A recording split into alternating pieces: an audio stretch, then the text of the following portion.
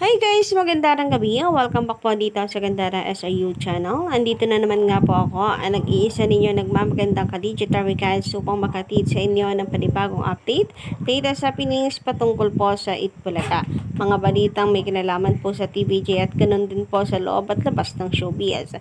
Kaya naman kung hindi ka pa nakaka-subscribe dito sa aking channel, maaari lamang pong pindutin ninyo ang subscribe button at pakidami na rin po ng notification ng bell na nandiyan po sa ibaba para maging updated ka sa mga latest ganaps and lalong higit sa lahat ay para ma-notify ka every time na may bago po tayong video. Makikidami na rin nga po ako ng Gandara update po natin na YouTube channel. 2.0 po yan kada weekend, so ito po ay ating reserva. Kasi alam niyo naman na pag nasa social media ka, ito po talaga ang matinding kalaban natin. Yung mga bashers and yung mga taong magre-report ng account mo. Porque nasa side po tayo ng TVJ. So, maigi po yung tayo po ay meron pong reserba parate. Kagaya nga nung sabi ni Kuya Mark, Models of Manila.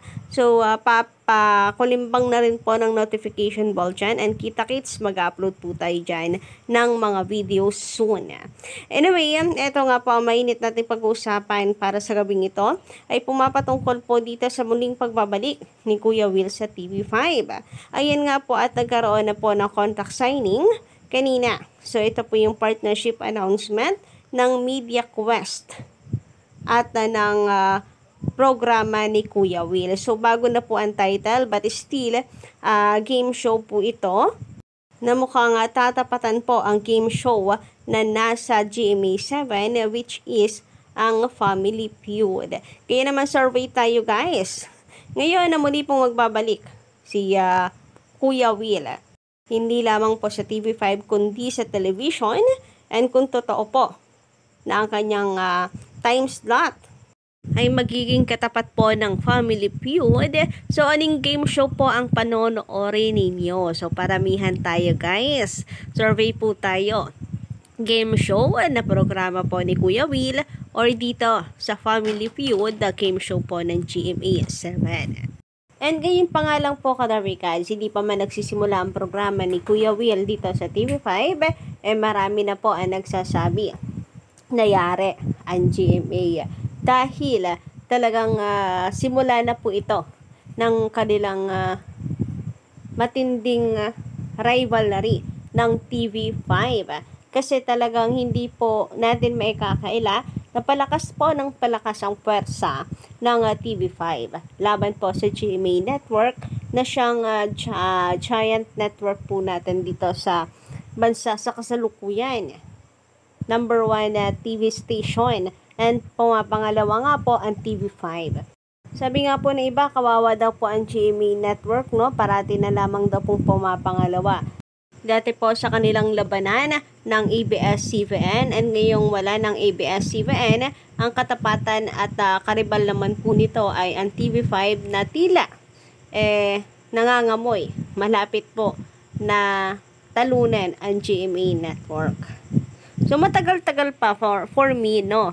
Pero, taon pa rin ang bibilangin for me. Pero, maganda at malaking hakbang po ang ginagawa talaga ni MVP ngayon. And very seryoso po talaga para mapalakas ang puwersa po ng TV5. So, ngayon pa lamang inilatag na rin ni Kuya Will yung mga dapat pong abangan. So, base po sa mga sinabi ni Kuya Will, yung mga paborito po na nakasanayan na rin ng mga tao kung saan po siya nakilala ay magbabalik. Hindi po niya tatanggalin. So, mamimigay pa rin po ng jacket, tatawag pa rin po siya sa mga timbahay and mamimigay po ng 5,000.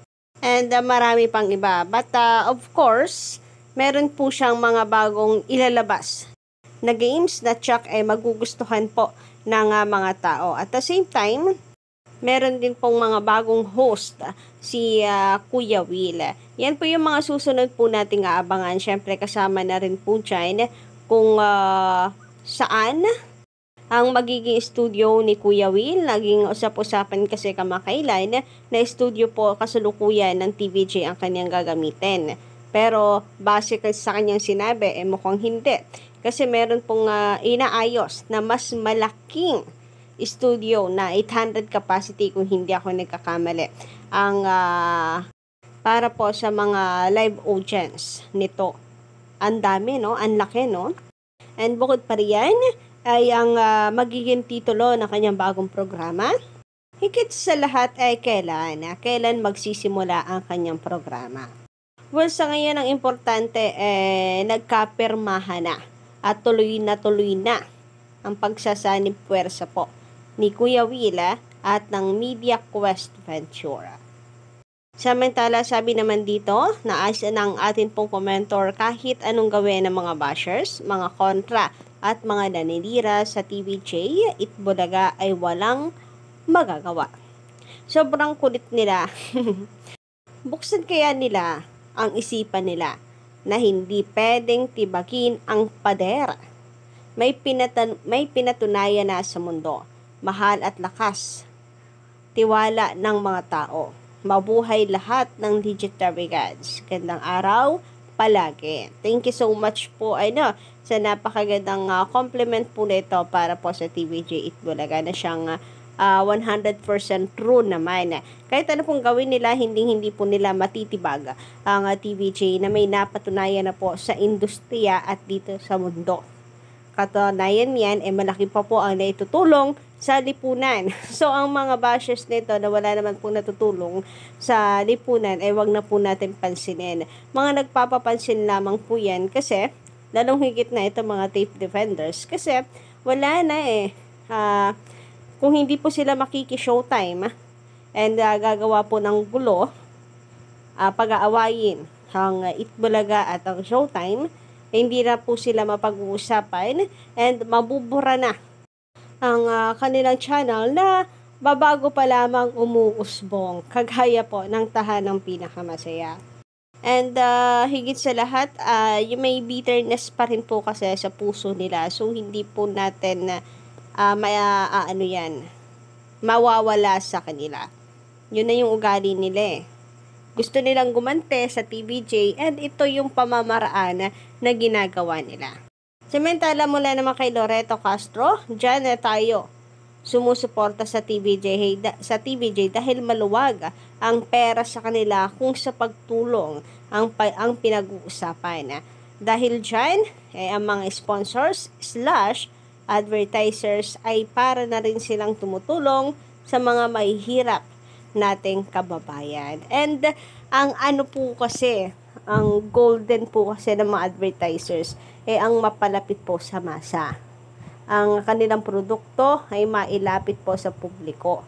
And mapakalaking bagay po ng sugod bahay na kung saan naibibigay po sa mga tao yung kanilang mga produkto and dun pa lamang Kadarvikans napakalaki na pong bagay sa kanila. So, in short is perfect po ang sugod bahay para po sa mga advertisers talaga. Kasi gusto po nila mapalapit po sa masa para matangkilik po ang kanilang produkto. Hindi yung basta lang may flex hindi lang po basta-basta may flex sa screen.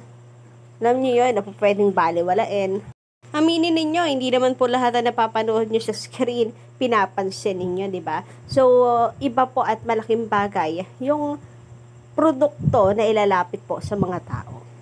Sabi ko nga, perfect po ang sugod bahay para sa mga advertisers. Sabi naman dito na isa pa nating komentor, magandang gabi, mga tip yung naninira sa TVJ kasi hindi sila nagtagumpay na maging kanila ang titulong Itbulaga. Depressed sila sa nangyari kaya puro paninira sa TVJ ginagawa ng tape or should I say mga panatiko po ng taping. Tama na po, move on na kayo. TVJ forever. Salamat po, Gandara. Walang anuman po, and totoo yan. Sila naman po kasi talaga itong may ingay sa social media. Dinaig pa po nila ang Kapamilya Fines kung makapag-promote ng Showtime. Dinaig pa nila ang Kapamilya Fines kung makapag-ingay sa social media at magmalaki. Grabe. Mga Kapuso fans din po ang mga yan at the same time. Pero grabe, no? lakas makakredit. Akala mo naman, sarili nilang programa yon.